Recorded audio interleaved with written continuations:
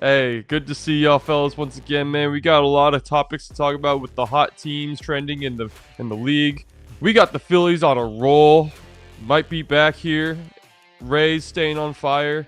We got the Cleveland Guardians to talk about as well with their hot streak, and the NL Central still stays above 500, man. So we're gonna choose our intriguing team out of that division to top it off. But with that being said, we're going to move on to first base with our first topic. We got a base on balls. We got a bloop single into right field with our first topic. The Philadelphia Phillies are back on track to be a dominant team in the National League here.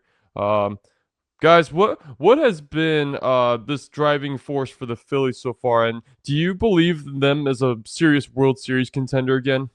Chase, let me start with you on this one. They're World Series contenders every year, in my opinion. At least these past couple years, they have been World Series contenders. But at the same time, I think we all know that, once we get to a certain point in the playoffs with the Phillies, they can never get over the hump. So I don't think they will reach the World Series. They just kind of, they freeze once it gets late deep into the postseason.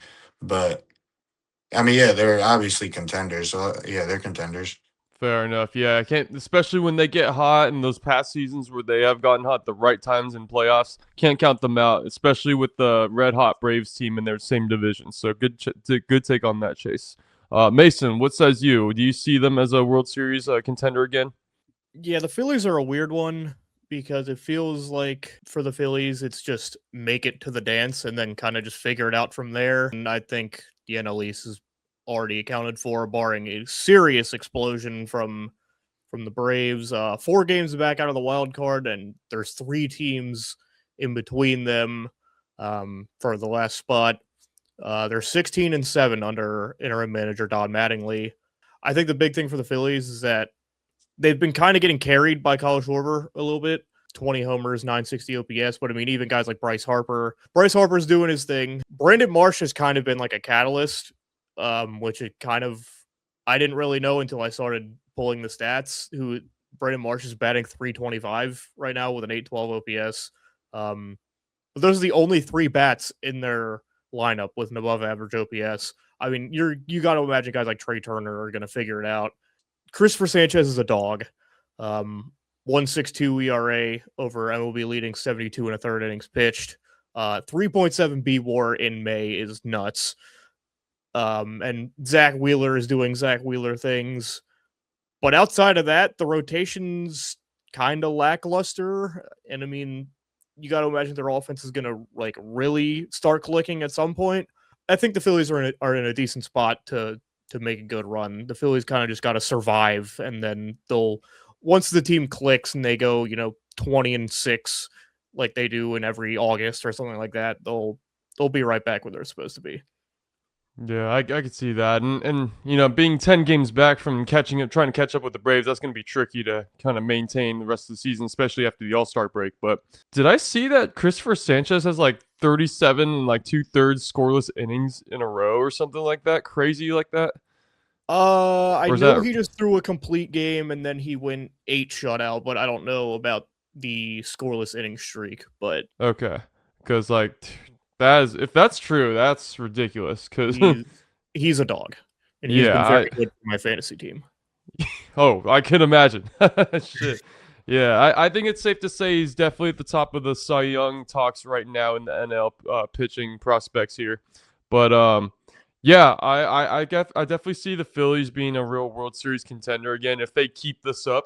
Um, Mason brought up a good point about a few of their bats being doing the carrying the heavy work right now with Schwarber and Harper, and yeah, I saw Brandon Marsh like quietly doing good when I first saw the stats a few series ago when we were playing the Phillies and they swept us. Um, but yeah, those guys have been doing great so far. Zach Wheeler still doing his thing. I think the main concern for me here is the bullpen consistency in that bottom part of that Phillies lineup to kind of, deliver on top of what they already got going. Other than that, I think the lineup is pretty ridiculous on paper, and when they really get hot at the same time. And the thing about the Phillies is that they usually try to just go for the long ball or like the big hits to like try to, score all their runs and do all the work for them. I think if they kind of figured that out better with like, getting more Bryson Stott action in there and all the other people involved, I think that they'll be a more complete team and like a scarier team that people would be more afraid of in playoffs. But yeah, it all really comes down to them catching up to the Braves. So I think that's really the biggest obstacle they have for them Well, going they forward gotta here. they gotta jump, the entire NL Central that's in the wild card picture right now, and then you got to deal with the Padres. So Yeah, you're right. Yeah, I got the NL in general is just it's tough. So yeah, a lot to overcome there, but I definitely see the Phillies becoming a World Series contender if they keep this up and no injuries prevail. The coach gave us a signal to send us to second base to steal it to our next topic, and we slid in safely to the Rays, being as dangerous as they are on top of the AL East, being they're hitting, leading the league in a few categories with batting average and on base percentage being at the top there. The pitching still doing pretty good starting wise. I know we did our preseason predictions for our division winners there, and I don't think any of us chose the Rays being at the top at this point. But Mason, I'm gonna start with you since I started with Chase in the last one. How dangerous can the Rays be as we head towards the summer months and going into the All-Star break? the Rays are playing Rays ball, which, as somebody that watches a lot of Rays being in the American League East, it when the Rays are clicking, it is horrifying, and we are witnessing that right now. The Rays are playing like the least sexy brand of baseball that you can, but they're just finding ways to win games. Second in batting average, fourth in stolen bases, first in sack bunts, dead last in strikeouts, seventh in hits, ninth in runs scored. They are just slapping the ball the other way and bunting teams to death, and it's almost hilarious to watch. Because it's just the polar opposite of teams like the Phillies and the Yankees that are, long ball or bust kind of teams. But I mean, they're 5.5 games up, something like that on the Yankees. One player in their lineup has a slugging percentage over 500, and it's Junior Caminero with a 503. And a lot of their slugging is like 390 and 310 and stuff like that. So they're just getting singles and singles and singles, and which, I mean, maybe it's the boomer in me, old baseball fan. I mean, long balls are great, but home runs are also known to kill rallies, and their pitching has been phenomenal. I mean, Shane McClanahan he's back. I mean, there's no way around it. Brian Baker has been pretty good as their closer. Team's fifth in ERA and fifth in walks allowed. So they're pitching and they're getting contact. They're very much like last year's Blue Jays to me. Yeah, it's kind of like an annoying team for other teams to play. Like with all the bunts and the contact hits to like kind of get the runs in. So that's a good way to see. But yeah, it's definitely something I didn't see going into this season from the Rays. So good take Trust me, there. because we did standings predictions on Birdland Bash for the American League East, and we literally skipped over the Rays because it was like, what is there to talk about? And they're like the best team in MLB right now. So right, crazy. And Shane McClanahan is back, dude. I was just about to like touch up on that one. So good one there. He's a dog. Yeah, 100%. Chase, what about you, man? How dangerous can these Rays be given your division rival?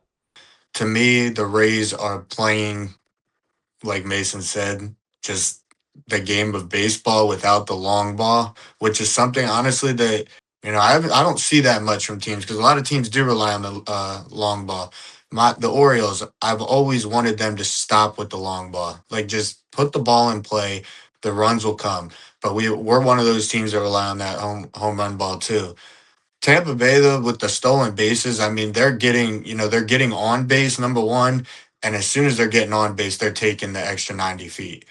So right then and there with that, what's his name? That Simpson dude? Chandler Simpson. Yeah, He's a game wrecker. that guy's a problem. Diaz, that guy, he's always been legit in my opinion. I mean, they got pieces over there. Junior Caminera also underrated piece there. I do respect the creativity of the Rays, kind of generating that run efficiency there. So I give them that. Um, yeah, defense has also been solid from what I've seen so far. Um, I'm also grateful that Rays gave us Brandon Lau, so that's appreciated from that Yeah, aspect. yeah. The Rays blew it up going into the season. They traded Yeah, a bunch of their pieces, and they're 20 games over 500. crazy, right? I do think the pitching needs to stay on top of things in order for everything to work out. I don't know like how well the hitting strategy would work against like top contenders that have like that dominant pitching. This definitely exceeded my Shout out my expectations. boy Seti Mullins, my boy that Mason hated on the O's, but hey man, he's in first place in the division. Yeah, and he's a bench bat on that team. Shout out my boy Seti, dog. Keep stealing your bases. We miss you, gang. Mason's just a certified hater. No, I'm just not blindly ignorant because he's my favorite player. Batting like 180, bro. Orioles Shit. legend Cedric Mullins, you heard? I agree. He is an Orioles legend, but he is not good. Advancing to our third topic right there. Cleveland Guardians, man, they're at the top of their division at a 31-22 record, coming off a 7-game win streak currently. We are going to discuss whether or not they are a legitimate team to head into the postseason potentially or not. So, Chase, let's start off with you on this one. Cleveland, are they legitimate to you or not? No, they're not legit. I don't even think Cleveland's got any fans for real. All right, Mason, what do you think about the Guardians right now? You think they're legitimate or not? 3.5 games up on the second place. Guess who? Chicago White Sox are over 500. Brian Rocchio is batting 291. Travis Bazzana and Chase DeLauder have been the difference makers this year. I mean, both guys. Travis Bazzana got called up like a month ago, and he's been really good. Chase DeLauder, exploded onto the scene at the beginning of the year. Slowed down a little bit as younger guys do, but he's been figuring it out again as of recently. Jose Ramirez has kind of been starting slow. Everybody knows what he can be. And I mean, even Stephen Kwan, I'm pretty sure, who we have known as contact guy, is batting like 190. And they're still finding ways to win games. I mean, we talked about how, the Phillies offense and, how many home runs they're hitting. Cleveland went into Philly. Christopher Sanchez threw 8 innings of shutout ball, and Cleveland won 1-0. Pitching is phenomenal. 9th in earned runs, 7th in runs allowed per game. Parker Messick might fuck around to win the Cy Young. Gavin Williams is a dog. Cade Smith leads the league in saves with a 2.5 ERA. All the ERAs in the rotation are good. I mean, Tanner Bibby's got a 3.75, and that's the second worst behind Slade Ciccone, who's a young guy who's just trying to, figure it out. They're not the team that you want to see in September, because they play good when it matters. And I mean, we saw that monumental comeback / monumental collapse from Detroit at the end of last season, where they were down 14 games going into August or at the beginning of August, and then turn it around and win the division. When Cleveland's playing good, it's scary. I agree, and I was just looking. That's funny you mentioned about the White Sox because I was just looking at the standings this morning and I saw the White Sox are second place. I was like, "Whoa, dude, no way!" I wonder how long that's gonna last, but still. Munetaka Murakami, that is all. Murakami, love to see That it. shit's not gonna stand. You guys are like way just in the moment, I swear. I said how long it might last, so we'll see. But You got to think Gavin about the Williams future when the Orioles blow it up at the trade deadline again. Gavin Williams is a dog, though, bro. And Parker Messick, yeah, those guys are no joke right in there in that rotation. Cade Smith being the league. Sorry, good. If Cam Schlittler wasn't as good as he is right now, Parker Messick might be the favorite to win the Cy Young, in my opinion. Yeah, that guy is dead gross. ass. That I see that they tend to develop their talent pretty well considering how low their payroll is as well. So that's pretty cool to mention there. I got to mention that as far as Cleveland goes, but um, offensive consistency, man. If they keep that going, whether they be blowing out, because I see that they be winning games where they win by like 7 runs, or they win games by like 1 run. Got to Daniel keep that Schneemann offensive is consistency. Daniel Schneemann is hilarious to watch. He's like their like super utility guy. He plays like every position. Like somebody Huh. gets hurt and he fills in, and it's so funny to watch him because he's like so good, but he just doesn't play. And then it's like, oh yeah, he's starting in left field. All right, all right. Now he's playing second base. Had to slide him over to third today. Now he's playing center field. Yeah, it's Yeah, like a Taysom Hill version. yeah, That's funny. super utility guy, and he's batting like 260. Damn. He's Okay. All right. Not bad. Not bad.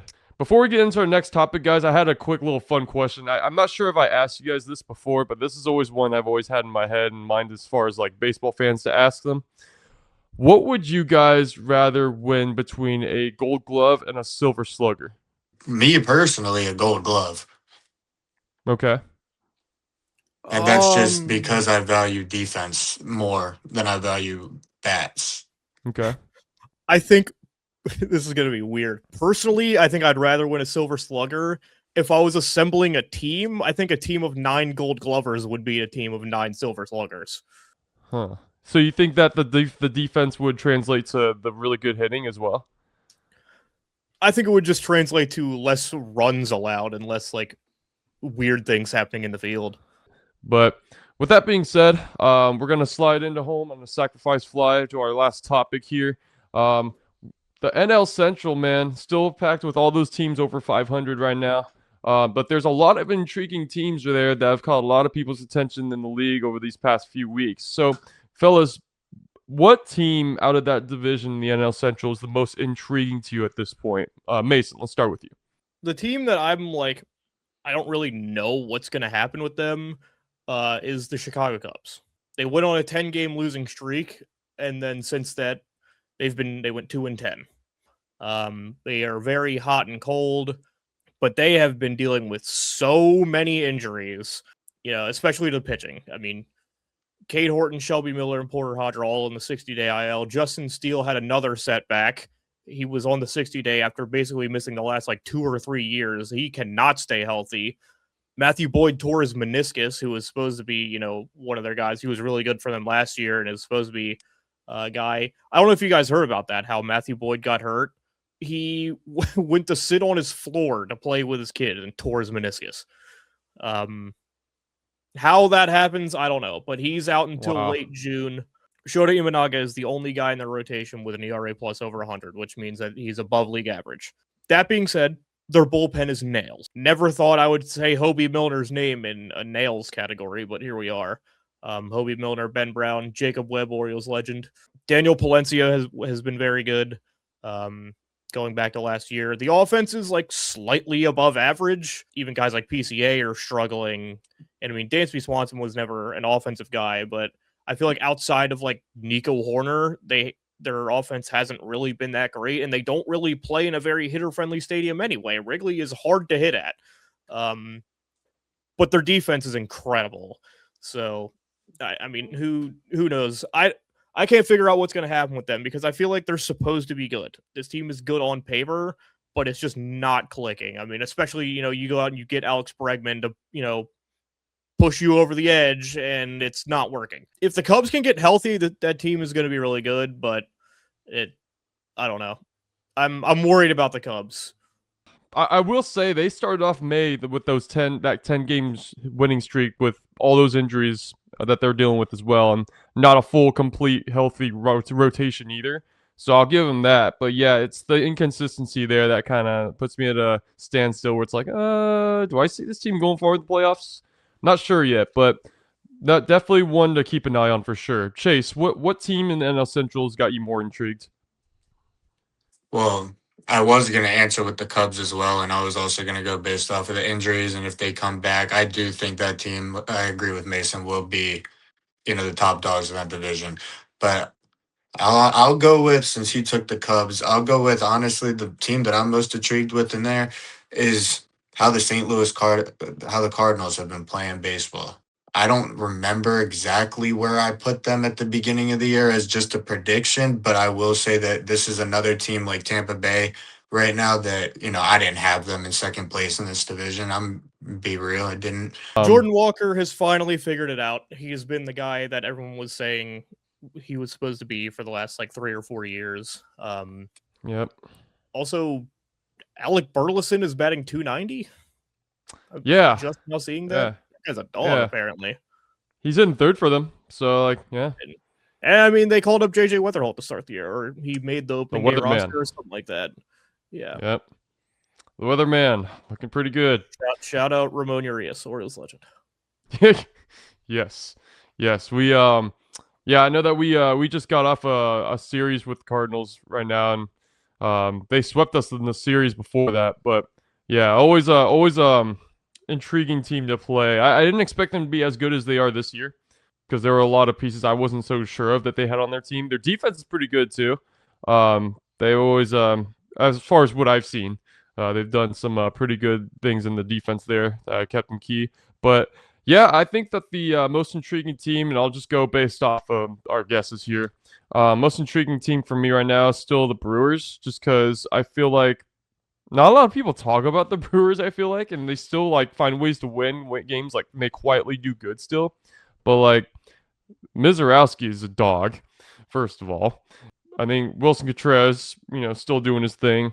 Jackson Churio, still being the promising prospect. I think that because I've seen them like bounce back from like first and second a few times there when the Cubs were on their streak, but still interests me to see like how they'll do like postseason wise, because like what happened from last year with the Dodgers. I mean, I'll give it to them at the same time as the Dodgers, but still, like, considering how dominant they were last year and continuing to this year, it kind of makes me ponder like, will that still translate into this year? Because they're still getting some like hot streaks here and there, but I'm not sure. Because like, also, will they sustain their lead considering how competitive this division is, even with the Reds and Pirates being in the mix? So it's like, I'm not sure. It's going to be an interesting one to see, but Bryce Terang is an MVP winner. Yes. Yeah, that guy is really good. To say the least. He's starting for Team USA for a reason.